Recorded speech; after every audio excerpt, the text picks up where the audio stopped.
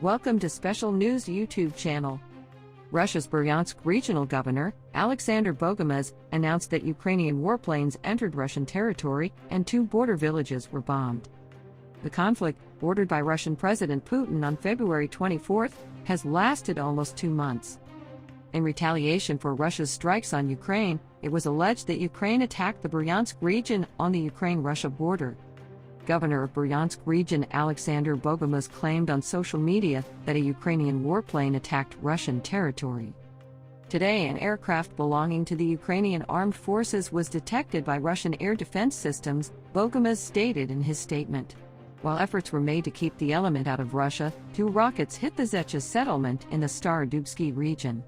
Explosions damaged an oil facility's technology building. The second rocket damaged one area. The Russian air defense systems reportedly forced the Ukrainian plane to flee.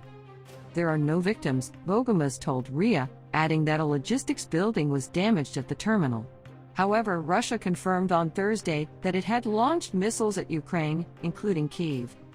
The attacks occurred during UN Secretary-General Antonio Guterres' visit to Ukraine. In a statement made by the Russian Ministry of Defense, it was stated that high-precision and long-range missiles were used in the attack targeting the Artyom missile and spacecraft factory in Kiev. It was stated that the airstrikes also hit 10 military targets and 3 power plants in Ukraine.